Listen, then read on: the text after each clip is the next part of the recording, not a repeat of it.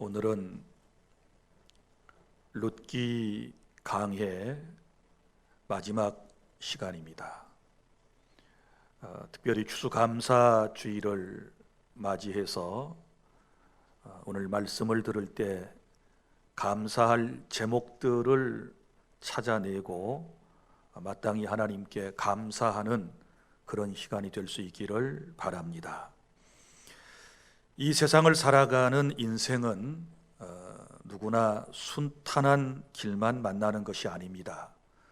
때로는 이해할 수 없는 여러 가지 어려운 일을 만나서 고통을 받고 살아가는 것이 우리 인생의 삶이라고 할 수 있습니다. 그래서 누구나 고난을 당하게 되면 낙심하고 절망하는 모습을 보이게 되는 것이지요. 그런데 안타까운 문제는 내가 고난으로 힘들어할 때 주변의 사람들의 나를 바라보는 그 시선이 별로 곱지 않다는 것입니다. 겉으로는 위로하고 동정해 주는 것 같지만 속으로는 수근거리는 것 같은 그런 마음을 갖게 됩니다.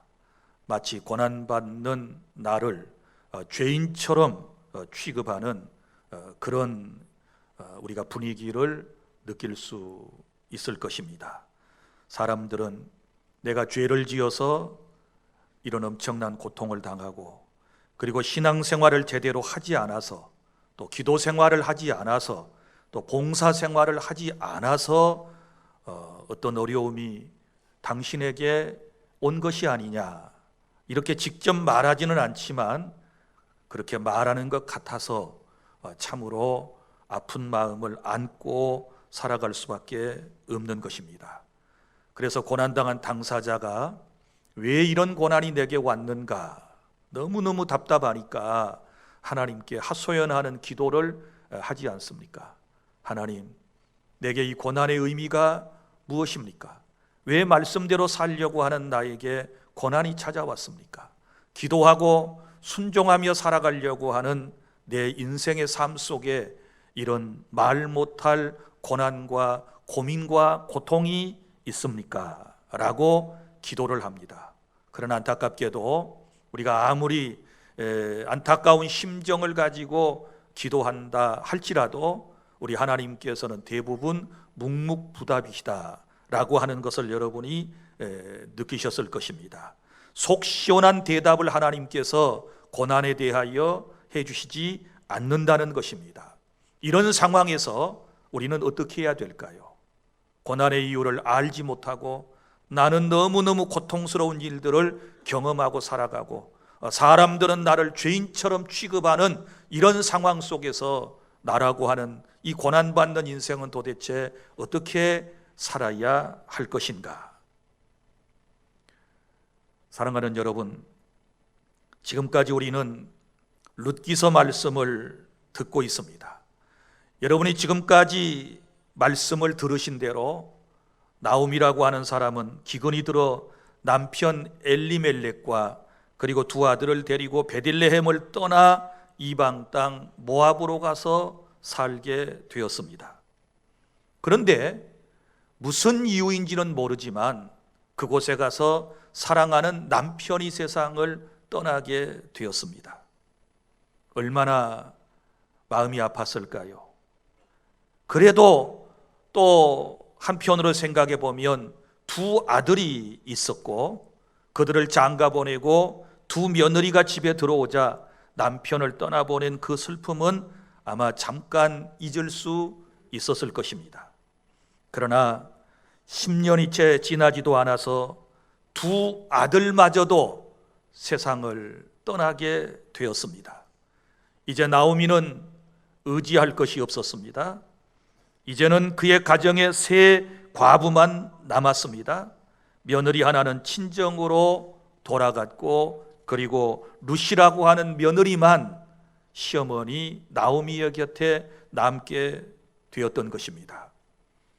사랑하는 성도 여러분, 왜 인생이 세상을 살아가면서 우리의 삶이 순탄하지 못하고 고난과 고통과 역경의 삶이 계속되는 것일까요? 왜 우리의 가정에, 내 삶에 이런 고난과 슬픔이 찾아왔을까요? 우리가 아는 것은 근본적인 모든 것들을 여러분은 다 알고 있을 것입니다. 그것은 곧 인간의 죄로 인한 하나님께서 내리신 형벌이다 라고 하는 것을 우리는 잘 알고 있습니다. 에덴 동산에서, 그리고 아담과 하와의 후예로 태어난 우리가 세상에 살면서 범죄했을 때 하나님은 내게 고난이라고 하는 것을 허락하셨고, 그리고 인간은 결국 죄 때문에 이 세상을 떠나가게 되는 것입니다. 일반적으로 고난은 세 가지 이유로 설명이 될 수 있습니다. 첫 번째 이유는 인간이 타락된 자유의지를 가지고 죄악을 선택한 결과로 인간들에게 고난과 고통이 찾아왔다는 것이고, 또 하나의 이유는 하나님을 떠난 인간을 부르시는 도구가 곧 고난이다 라고 하는 것입니다. 인생이 고통스러울 때 결국 하나님을 찾게 되는 것이지요. 그리고 또 하나의 이유는 하나님을 믿는 나를 새롭게 만드시기 위하여 종종 내게 고난과 고통의 삶을 살게 하신다.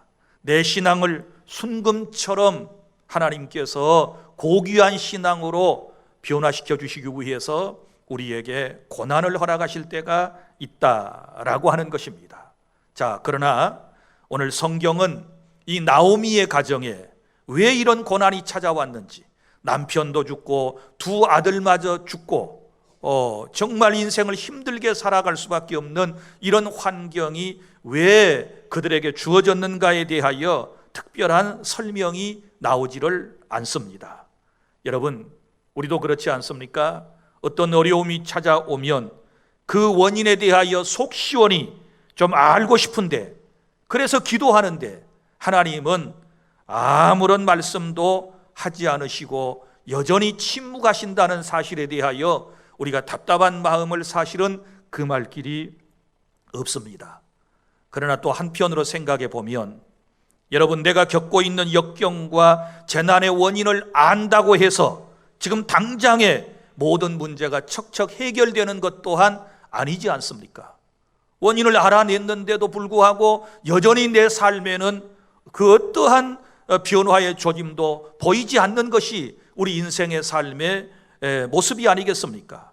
그리고 또 피조물인 우리가 하나님의 뜻을 다 안다면, 고난의 원인을 다 알고 세상에 살아간다면 너무 교만해져서 아마 하나님조차도 신뢰하지 않는, 찾지 않는 그런 인간이 될 것이 뻔하지 않겠습니까? 사랑하는 여러분, 그러므로 우리는 내 삶에 불어닥친 고난과 고통의 의미를 잘 몰라도 우리가 지금 가져야 할 것은 오직 믿음으로 살아야 되는 줄 믿으시기를 바랍니다. 구약 성경에 보면 하박국이라고 하는 성경이 있습니다. 거기 하박국서의 내용에 볼 것 같으면 하박국이라고 하는 신실한 하나님을 잘 섬기는 선지자가 있었습니다. 어느 날 하나님께 기도를 시작했습니다. 하나님, 어찌하여 선한 사람은 고통을 받고 악인은 잘 되는 것입니까? 하나님의 선민인 이스라엘 백성은 이처럼 저 외세에게 침략을 받고 고통을 받고 악한 민족은 저렇게 강해지고 있는 것입니까? 하나님의 뜻이 어디 있습니까? 하나님 좀 말씀을 해 주십시오 라고 간절한 마음으로 기도했을 때 우리 하나님께서는 여전히 아무런 말씀도 하지 않으셨습니다. 그래서 계속해서 하박국 선지자가 부르짖어 기도하는 내용이 계속되는 것 아니겠습니까? 결국 하나님께서 그에게 주신 응답의 내용은 딱 두 가지였습니다. 하나는 이 묵시는 정한 때가 되면 반드시 이루어진다. 하나님의 말씀은 때가 되면 반드시 정령 이루어진다 라고 하는 말씀과 함께 오직 의인은 믿음으로 산다. 오직 의인은 믿음으로 산다. 의인이 누구입니까? 하나님을 신뢰하는 사람은 어떤 상황에서도 믿음이 흔들리지 않고 오직 하나님만을 믿고 살아간다라는 말씀을 주셨지 않았습니까? 그때사 이 하박국이라고 하는 선지자 깨닫고 하나님께 감사 기도로 바꿔지는 것이 하박국서의 후반부의 모습이 아닙니까? 거기에 보면 그에게 좋지 않은 소식이 들려왔을 때 그는 너무너무 두려웠다고 했습니다. 머지않은 장래에 저 바벨론이 침략해 온다는 것을 알게 되었을 때 마음이 너무나도 심란했고 두려웠습니다. 그리고 또 그의 삶의 상황을 살펴보면 이것도 없고 저것도 없고 너무너무 힘든 상황이었습니다. 그런데 그는 결국 나는 오직 여호와로 인하여 기뻐하고 구원의 하나님으로 말미암아 찬송하리로다, 이렇게 고백하면서 그는 하나님께 감사하며 찬양했던 모습을 볼 수 있습니다. 사랑하는 주 안의 성도 여러분, 고통의 현장 가운데 살아가는 저와 여러분에게 주신 말씀이 바로 이겁니다. 하나님께서 우리에게 주신 말씀은 반드시 이루어질 줄 믿으시기를 바랍니다. 지금 아무리 상황이 어려워도 하나님이 우리에게 주신 말씀은 이루어진다. 할렐루야. 그러므로 이 사실을 믿는 그리스도인들은 오직 믿음으로 사는 것이다. 앞일이 어떻게 될는지 아무도 예측할 수 없지만 신실하신 하나님을 믿고 나를 위하여 지금도 일하시는 그 하나님을 믿음으로 살아가는 것이 우리의 삶이 되어야 한다라고 하는 말씀이 아니겠습니까? 그러므로 사랑하는 성도 여러분, 이제 오늘 말씀을 통하여 우리는 내 삶의 이 모습들 속에서 감사해야 할 조건들이 무엇인가? 무엇을 내가 하나님께 감사할 수 있을 것인가? 룻기서에 흐르고 있는 전체의 말씀을 통해서 오늘 감사의 제목 3가지를 찾아내고 하나님께 감사하는 신앙을 회복하는 그런 은혜가 있기를 바랍니다. 첫째로 우리가 감사해야 할 것은 고난을 통하여 나를 불러주신 하나님께 감사하시기를 바랍니다. 자, 나오미는 왜 남편과 2 아들이 죽었는지 그걸 잘 몰랐습니다. 그러나 한 가지는 분명히 알고 있었습니다.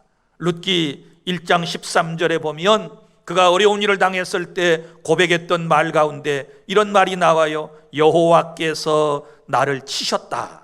여호와의 손이 나를 치셨다 라고 하는 고백과 함께 그래서 내 마음이 아프다 라고 하는 것을 고백하는 것을 볼 수 있습니다. 자, 나오미는 하나님의 손이 나를 치셨다라고 하는 것을 알았지만 왜 하나님이 나를 치셨는가에 대해서는 그는 알려고 하지 않았습니다. 그것을 알려고 노력하기보다는 오히려 자기의 삶 속에서 좌절하지 아니하고 주저앉지 않고 살 길이 무엇인가, 이것을 그는 지금 찾아내고 있는 것입니다. 사랑하는 주 안의 성도 여러분, 우리가 지금까지 세상을 살아오면서 어떤 고난과 역경을 당했을 때에 그 원인만을 찾아내는 그런 신앙이 아니라 지금 당장 중요한 것은 이 삶의 현장에서 내가 어떻게 해야 이 지금 고난을 극복해낼 수 있을 것인가, 이것을 깨닫는 것이 더 중요하다라고 하는 사실을 아시기를 바랍니다. 그래서 그는 살 길을 찾습니다. 어떻게 살 길을 찾습니까? 이제는 돌아가리라. 이제는 내 고향으로 돌아가리라. 내 남편의 고향으로 돌아가리라. 약속의 땅으로 돌아가리라. 그래서 저 이방 땅 모압에서 유다 베들레헴으로 돌아오게 된 줄로 믿으시기를 바랍니다.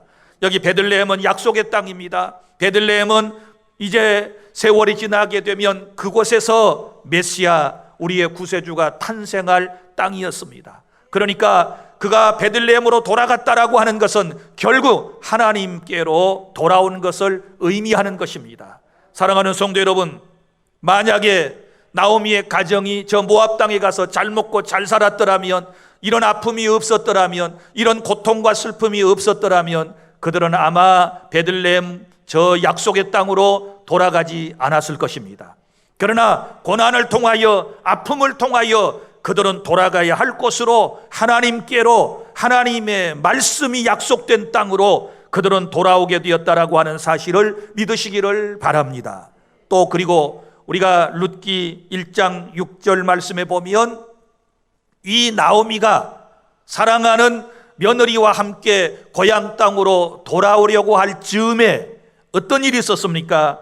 하나님께서 자기 백성을 권고하사 그 땅에 양식을 주셨다라고 말씀을 하고 있습니다. 자, 그 땅을 떠날 때에는 가뭄 들어가지고 먹고 살기 힘드니까 떠났었는데, 이제 이 나오미와 룻이 돌아올 때에는 하나님께서 그 땅에 비를 내리셔서 그 땅의 모든 소산을 풍성하게 하셨고 많은 농산물을 하나님께서 준비하고 계셨다라고 하는 사실을 믿으시기를 바랍니다. 사랑하는 성도 여러분, 지금 인생이 힘드신 분들은 하나님께로 돌아와야 될 줄로 믿으시기를 바랍니다.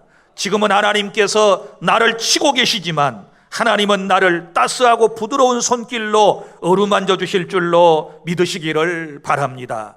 사랑하는 주 안의 성도 여러분, 오늘 우리가 무엇을 감사해야 될까요? 고난을 통하여 나를 불러주신 이 하나님의 놀라운 은혜에 대하여 감사하실 수 있기를 바랍니다.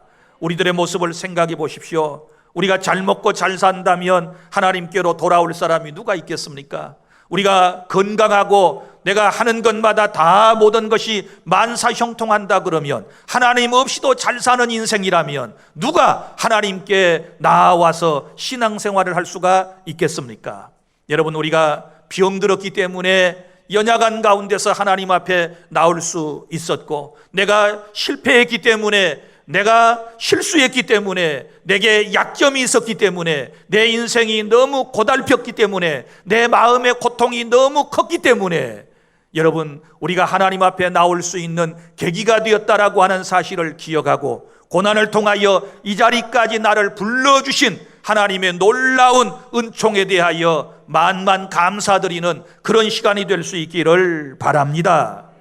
그 다음에 둘째로 우리가 또한 감사해야 할 제목은 빈 인생을 채워주신 하나님께 감사하시기를 바랍니다. 자, 이 나오미와 룻이 모압 땅에서 돌아올 때 빈손이었습니다. 가진 것이 없었습니다. 보십시오. 인생에 뭐가 있습니까? 남편 죽고 두 아들 죽고 며느리 둘 있다 하나 떠나고 두 과부가 돌아올 때 아무것도 가지고 온 것이 없었습니다. 그런데 나오미가 자부룻과 함께 베들레헴에 돌아왔을 때 하나님께서 누구를 예비하셨나요? 보아스라고 하는 사람을 예비하셨고, 돌아와서 보아스라고 하는 사람을 만나게 되었을 때 이제 음식 문제가 해결되지 않습니까? 보아스가 룻에게 자기 집에서 먹고 남은 음식을 싸서 들려주는 장면을 여러분 기억하실 것입니다. 그리고 또한 저 보아스의 밭에서 남들보다 이삭을 더 많이 줍는 그런 은총을 받게 되지 않습니까? 이처럼 돌아왔을 때 빈손 들고 찾아온 이 사람들에게 하나님께서는 먹을 양식과 그리고 음식을 제공해 주심으로써 허기진 그들의 인생을 채워주셨다라고 하는 사실을 믿으시기를 바랍니다. 물론 나오미는 처음에는 하나님을 원망했습니다. 감사하지 못했습니다. 룻기서 1장 20절부터 21절까지 말씀에 보면, 그는 처음에 고향 땅에 돌아왔을 때 사람들이 저 나오미 아니냐, 나오미가 돌아왔다 그럴 때에 이렇게 말했습니다. 나오미가 그들에게 이르되 나를 나오미라 부르지 말고 나를 마라라 부르라. 이는 전능자가 나를 심히 괴롭게 하셨음이니라. 내가 풍족하게 나갔더니 여호와께서 내게 비어 돌아오게 하셨느니라. 여호와께서 나를 징벌하셨고 전능자가 나를 괴롭게 하셨거늘 너희가 어찌 나를 나오미라 부르느냐. 이 말 속에는 불평이 섞여 있지 않습니까? 짜증스러운 지금 대답이지 않습니까? 지금까지 모든 삶에 대하여 감사하는 마음이 전혀 없었다라고 하는 것을 알 수 있습니다. 그러나 그는 조금 있다가 이제 보아스를 통하여 큰 은혜를 입고 난 이후에 하나님의 놀라우신 은총에 대하여, 채워주신 은총에 대하여 감사하는 모습을 볼 수 있는데, 룻기 2장 10절 20절 말씀입니다. 나오미가 자기 며느리에게 이르되 그가 여호와로부터 복받기를 원하노라. 그가 살아있는 자와 죽은 자에게 은혜 베풀기를 그치지 아니하도다. 아멘. 이것은 보아스를 통하여 그의 가정에 공급해 주시는 그 놀라운 은혜를 체험하고 지금 하나님께 감사하고 있는 그런 모습을 볼 수 있습니다. 사랑하는 주 안의 성도 여러분, 우리가 예전의 인생은 계속해서 원망하고 불평하고 투덜거리며 사는 삶이었지만, 이제는 빈손 들고 온 내 인생에게 채워주신 이 은혜들로 인하여 날마다 하나님께 감사하는 그런 은혜가 있기를 바랍니다. 사실 여러분 따지고 보면 저 욥기서 1장과 2장에서 욥이 고백했던 대로 우리 세상에 올 때 아무것도 가지고 온 것이 없습니다. 우리 빈손 들고 왔었습니다. 그런데 하나님께서 우리에게 많은 것을 주셨습니다. 욥이 그걸 고백했잖아요. 주신 자도 여호와시요 가져가신 자도 여호와시니 내가 하나님을 어찌 원망하랴 하고 자기 입술로 하나님을 찬양했다고 말하지 않습니까? 여러분, 우리 세상에 올 때 아무것도 없었던 겁니다. 지금 있다가 뭔가 없어져 버린 분들 한번 생각해 보세요. 처음부터 없었던 것이고 그 없었던 것 가운데서 있다가 지금 또 잠깐 없어진 것이고, 또 하나님께서 머지않은 장래에 우리 주님은 그의 믿음을 보시고 채워주실 줄로 믿으시기를 바랍니다. 빈손 들고 온 인생에게 하나님은 이렇게 채워주셨단 말이에요. 이것이 하나님의 은혜임을 믿으시기를 바랍니다. 그리고 또 하나, 이제 오늘 본문으로 가보세요. 오늘 본문에 가면 자부였던 룻이 보아스와의 혼인을 통하여 잉태했고 아들을 낳게 됩니다. 이 참 놀라운 장면이에요. 13절, 이에 보아스가 룻을 맞이하여 아내로 삼고 그에게 들어갔더니 여호와께서 그에게 임신하게 하심으로 그가 아들을 낳은지라. 할렐루야. 자, 남자가 하나도 없는 이 가정에 남자 아이가 태어났습니다. 귀한 손자를 보게 된 것입니다. 그의 품 안에 귀한 손자를 안았다고 16절에 말씀을 하고 있습니다. 나오미가 아기를 받아 품에 품고 그의 양육자가 되었다. 사랑하는 성도 여러분, 그의 마음은 항상 텅텅 비어 있었습니다.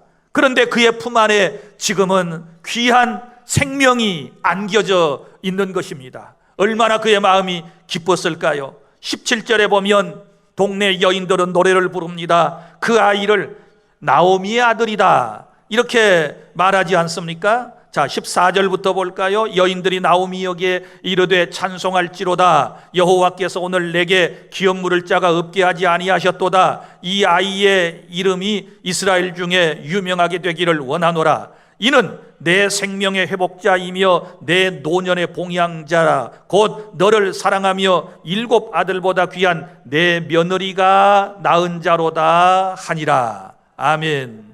여기 동네 사람들이, 자 보세요, 며느리 룻을 어떻게 표현하는지 온갖 수식어를 다 여기 동원해 가지고 이렇게 말합니다. 이는 내 생명의 회복자이며, 누가요? 룻이. 그 다음에 내 노년의 봉양자라. 이 나오미 시어머니가 늙었을 때 봉양자, 그를 보살펴 주었다. 곧 너를 사랑하며, 시어머니를 사랑하는 룻이 7 아들보다 귀한 내 며느리가 낳았다. 7 아들보다 더 귀한 며느리. 이 사람이 바로 누굽니까? 룻이라고 하는 여인입니다. 그러면서 동네 사람들이 하나님을 찬양하고 지금 축복의 말을 계속해 주는 것을 볼 수 있습니다. 그리고 17절에 보세요. 그의 이웃 여인들이 그에게 이름을 지어 나오미에게 아들이 태어났다 하여 그의 이름을 오벳이라 하였는데 그는 다윗의 아버지인 이새의 아버지였더라. 할렐루야. 여기 사람들은 결국 며느리가 낳은 아들을 누구의 아들이라고 그래요? 나오미의 아들이다 이렇게 표현을 하는 것을 볼 수 있습니다. 사랑하는 성도 여러분, 이것은 아주 기쁨의 극치를 말하는 것이 아니겠습니까? 이제는 그의 삶이 채워지고 있는 것을 볼 수 있습니다. 육신의 모든 문제를 하나님께서 채워주셨고, 그리고 가문이 끊이지 않는 놀라운 복을 허락해 주신 줄로 믿으시기를 바랍니다. 2 아들을 잃고 1 아들을 얻었지만 이 기쁨이라고 하는 것은 말로 형용할 수 없는 그렇게 큰 놀라운 기쁨이었다라고 하는 사실을 여러분이 기억하시기를 바랍니다. 사랑하는 주 안의 성도 여러분, 우리가 하나님 없이 예수님 없이 살 때는 세상에서 빈 인생이 될 수 있습니다. 그렇지 않습니까? 누가복음 5장에도 보면 예수님의 제자들이 예수님께 부름받는 장면이 나오지 않습니까? 갈릴리 해변에서 제자들이 물고기를 잡고 있었습니다. 한 마리의 물고기도 잡지 못했을 때 예수님께서 그들의 삶의 현장에 찾아오셨습니다. 그리고 그물을 저 깊은 데로 가서 던지라고 말씀을 하셨습니다.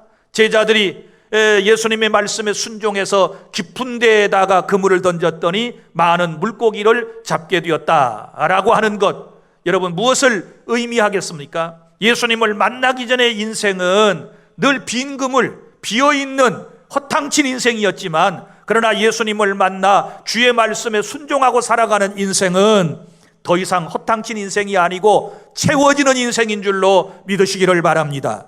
육신적인 것도 채워지고, 그리고 물질적인 것도 영적인 것도 하나님께서 다 채워주신다라고 하는 사실을 믿으시기를 바랍니다. 오늘 사랑하는 성도 여러분, 지금까지 살아온 여러분들의 인생을 한번 되돌아보시기를 바랍니다. 처음 올 때 우리는 빈손 들고 왔다 그랬습니다. 그리고 이 세상에 태어나서 하나님의 은혜로 지금까지 살아갑니다. 여러분에게 하나님은 많은 것들을 채워주셨습니다. 여러분의 가정도 한번 생각해 보세요. 20년 전, 30년 전에 여러분의 세간살이 얼마나 되셨습니까? 없었을 겁니다. 그리고 얼마나 좁은 환경에서 살았습니까? 그런데 지금은 예전보다 몇 배나 더 넓은 좋은 주거 환경 속에 온갖 세간살이를 다 채워놓고 지금 살아가는 것 아니겠습니까? 이렇게 하나님께서는 우리 모든 것을 다 채워주셨습니다. 아무리 지금 경제적으로 어렵다라고 말하지만 여러분, 옛날보다 훨씬 더 낫습니다. 30년 전, 40년 전 보릿고개 시절보다 훨씬 더 나은 삶을 우리가 살아가고 있습니다. 하나님이 이것도 채워주시고 저것도 채워주셨는데, 우리 개인도 채워주셨고 국가도 하나님이 부강하게 주셨는데, 이 인생들이 채워주신 하나님께 감사하지 못하니 하나님께서 코로나19라고 하는 상황을 통하여 우리를 깨닫게 하시고, 우리를 하나님께로 이 고난이라고 하는 코로나19라고 하는 도구를 통하여 부르신다는 사실 또한 여러분이 알아주시기를 바랍니다. 지금까지 많은 것들로 채워주신 이 하나님의 은혜에 대하여 오늘도 감사하고 또 감사하는 시간이 될 수 있기를 바랍니다. 그 다음에 셋째로 마지막, 이제 우리가 감사해야 할 제목을 찾을 수 있는데 15절부터 마지막 절까지 말씀해 보면 새로운 일을 주신 하나님께 대하여 감사하시기를 바랍니다. 여기 베들레헴의 여인들이 이렇게 노래했습니다. 이는 내 생명의 회복자이며 내 노년의 봉양자 곧 너를 사랑하며 7 아들보다 귀한 내 며느리가 낳은 자로다 하니 나오미가 아기를 받아 품에 품고 그의 양육자가 되니라. 할렐루야. 이제는 할 일이 생겼습니다. 무슨 일을 해야 되나요? 아이를 양육하는 것입니다. 하나님께서 자부를 통하여 주신 자기의 가문을 이어나갈, 바로 그 가문에서 예수 그리스도가 탄생하게 될 그 손자를 이제는 가슴에 품고 양육하는 그런 하나님께서 일을 허락해 주신 줄 믿으시기를 바랍니다. 사랑하는 주 안의 성도 여러분, 우리가 하나님을 만나고 나면 하나님께서 우리에게 새로운 일을 허락해 주신다라고 하는 사실을 믿으시기를 바랍니다. 하나님의 은혜를 받고 나면 우리가 새로운 일을 하도록 되어 있는 것입니다. 이제 나오미는 더 이상 외롭지 않습니다. 이제 더 이상 할 일이 없는 노인이 아닙니다. 이제는 손자를 보는 그 기쁨으로 하루하루를 살아가는 것입니다. 여러분, 손자가 지금 어떤 상황에서 태어났는가를 보세요. 일반 가정에서 손자가 태어나도 그 손자의 기쁨이, 손자를 보는 기쁨이 얼마나 큰지 지금 손자를 양육해 보신 분들은 충분히 이해가 되리라고 생각을 합니다. 자, CTS 기독교 TV에서 시선이라고 하는 매거진 잡지를 발간하는 게 있어요. 우리 로비에도 지금 몇 권의 거기 책이 있는데, 거기 인터뷰에서 제가 이런 내용을 거기에 말했습니다. 질문 가운데 인생에서 가장 기뻤을 때가 언제입니까? 이렇게 물었어요. 여러분들은 여러분의 인생에 가장 기뻤을 때가 언제이십니까? 거기에 제가 두 가지를 얘기했습니다. 하나는 1987년 봄부터 운전면허증을 취득하기 위해서 계속 면허 시험을 치렀는데 6번 떨어지고 7번째 합격해가지고 면허증 취득할 때가 가장 기뻤다. 여러분은 비웃을는지 모르지만 저는 너무너무 기뻤어요. 6번 떨어져 봐요. 이렇게 멀쩡하게 생긴 목사가 7번째 6번 떨어지고 7번째 면허증을 취득할 때 그 기쁨은 너무너무 컸어요. 그런데 그 다음에 또 제게 가장 큰 기쁨은 우리 딸이 시집가서 첫 번째 손자 하미를 낳았을 때, 그리고 그 아이를 안게 되었을 때 기쁨이 가장 컸다라고 거기에 썼습니다. 사랑하는 여러분, 이 손자 기쁨, 더더구나 이 집안을 보세요. 남편 죽었지요, 두 아들 죽었지요, 그리고 계대 결혼을 통하여 며느리가 지금 가문을 이어갈 손자를 안았단 말이에요. 그러니 얼마나 기쁘겠어요. 이제 이 아이를 키울 일이 생긴 거예요. 사랑하는 성도 여러분, 무슨 일인가 여러분이 할 수 있는 일이 있다는 것은 하나님께 감사해야 할 일인 줄로 믿으시기를 바랍니다. 우리가 예수님 만나기 전 지금까지 세상적인 일에만 얽매여 가지고 하나님의 거룩하신 나라 확장과 하나님의 일을 하지 못한 분들, 이제부터 여러분들에게 그리스도 안에서 거듭나고 난 이후에 새로운 일들이 시작되었다는 사실을 믿으시기를 바랍니다. 예수님의 제자들 보십시오. 다 예수님 만나기 전에는 물고기 잡는 사람이었지만 예수님을 만나고 난 이후에 그들에게는 새 일감이 생겼으니 곧 하나님의 나라를 온 세상 사람들에게 증언하는 제자의 삶을 사는 삶이 그들에게 선물로 주어졌다라고 하는 사실을 믿으시기를 바랍니다. 사랑하는 성도 여러분, 이제 오늘 말씀을 한번 여러분이 깊이 생각해 보시기를 바랍니다. 나오미의 모습, 처음에는 그가 알 수 없는 고난을 당했을 때 그 재난의 원인을 하나님께만 돌리며 사실은 불평했지 않았습니까? 여호와의 손이 나를 치셨다, 하나님이 나를 괴롭게 하셨다, 모든 이 책임을 전부 다 하나님께 전가하는 이런 이제 태도를 처음에 가졌던 것이 분명합니다. 그래서 나를 치신 하나님, 빈손되게 하신 하나님, 마음을 아프게 하신 하나님, 이렇게 얘기했는데 그는 인생을 그렇게 끝내지 않습니다. 그는 이제 보아스를 통하여 하나님의 놀라운 은총을 받고 난 이후에, 그리고 귀한 이제 그 대를 이어갈 손자를 가슴에 안고 난 이후에는 채워주신 하나님께 대하여 날마다 하나님 앞에 새로운 일을 주신 하나님에 대하여 감사하고 있음을 믿으시기를 바랍니다. 때로 우리가 이해할 수 없는 고난을 당해도 우리 하나님께서는 저와 여러분을 위하여 여전히 일하고 계심을 믿으시기를 바랍니다.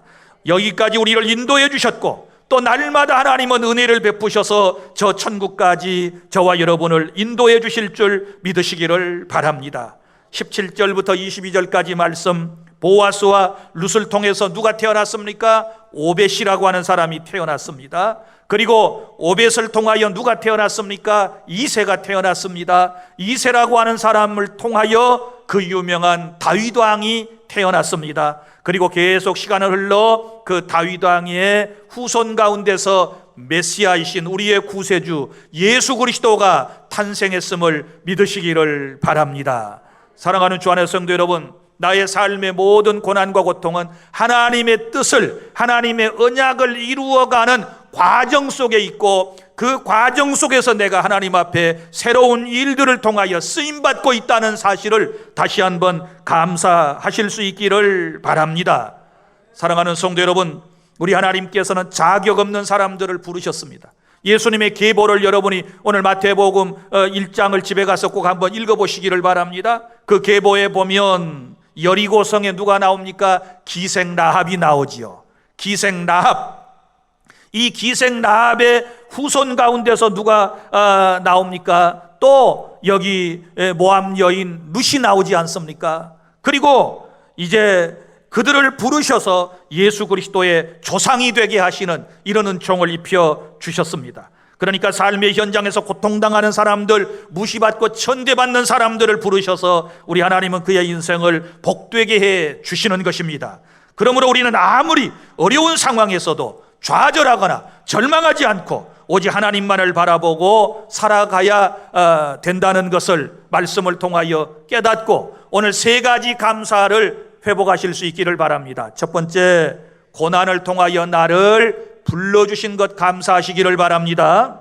그리고 빈 인생인 나에게 모든 것으로 채워주신, 지금까지 채워주신 하나님께 대하여 감사하시기를 바랍니다. 그리고 또한 예수 믿고 난 이후에, 은혜 받고 난 이후에 새로운 일감을 주신, 새로운 사명을 주신, 새로운 직분을 주신 이 하나님께 감사하며 하나님의 자녀로서의 귀한 삶을 살아가는 저와 여러분이 될 수 있기를 바랍니다. 기도하겠습니다.